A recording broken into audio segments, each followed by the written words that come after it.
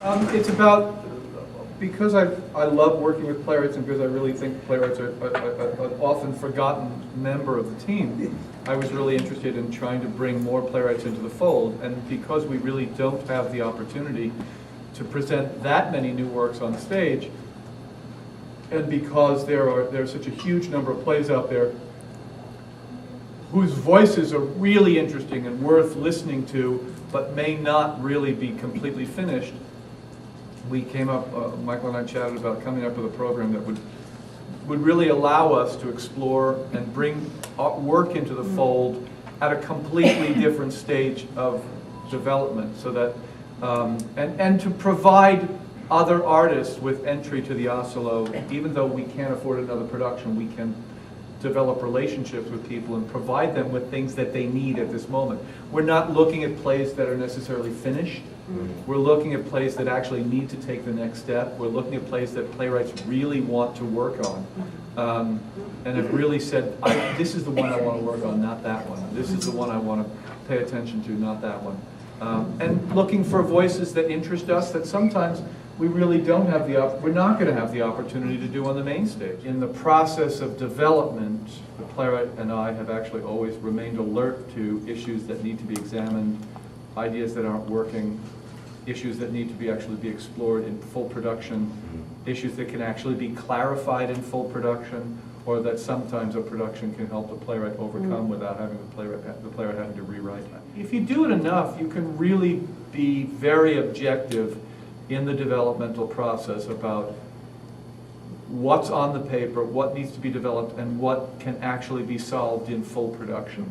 And I think a lot of it has to be solved in full production, because it's one of the, I think, problems in today's developmental world is that often play scripts, like screenplays, get stuck in turnaround, or the limbo of they get workshopped to death, or read to death, and then they don't get taken, a theater does not take the chance to bring it to the next level of production. And this could be any size theater. It doesn't have to be a theater the size of the Asolo, but I think it's really important that a play, after it's been workshopped a couple of times, then needs that next stage of, let's get this on our feet, let's spend weeks, not days, exploring these issues. And I think that's what's so fantastic about what the Asolo is doing, as well as a handful of other theaters that put their money where their mouth is and say, we're not just reading plays, but one of these plays or a couple of these plays might be and will be in future production.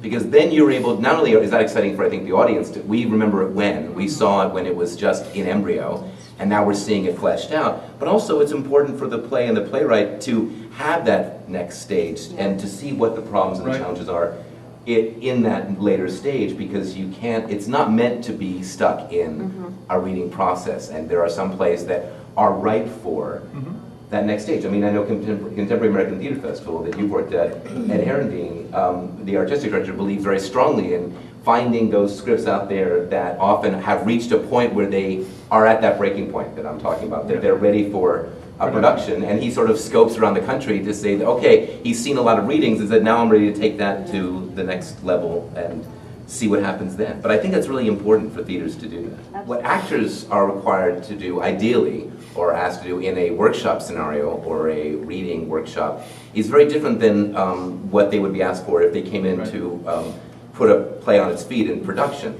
For me, the most I guess successful actors who are, in terms of what they understand a workshop to be, are those actors who check their ego at the door, and who understand that just like as Greg said about the director saying this is, as opposed to saying this is what I want the play to be, what is this play, and what does the playwright want it to be? The actors who I feel like are best at that environment are those who are not about, oh, don't cut that because I love that line. And instead, I love it when an actor has said, I found this when an actor would, when I was working at New Harmony Project in Indiana, which workshops a lot of the new plays every spring.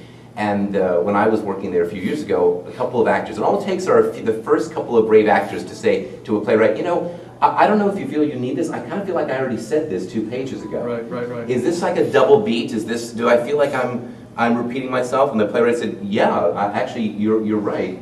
And by setting that tone, a lot of the other actors will take that cue and say, well, you know, I could give this up, and then everyone's giving something up. And I'm like, whoa, we don't need everyone to start throwing everything overboard. But What it does ask is that sense of, we're all here to help serve the play. It's not about trying to preserve your moment or hoard your great moments or your great lines that an actor might fall in love with, but that it's all about serving the play. And I think that that's something that actors, the more they do workshops, I think the more they're aware that it's not about them, just like it's not about the director's vision. Yeah. And it's also about an actor in the room. One of the worst things that can often happen in a workshop is an actor can be so good that they can gloss over the flaws on paper. Yeah. Sometimes it's the actor's job to reveal problems. For example, a character going from point A to point C and missing point B. Some really good actors will be able to finesse that and bury that.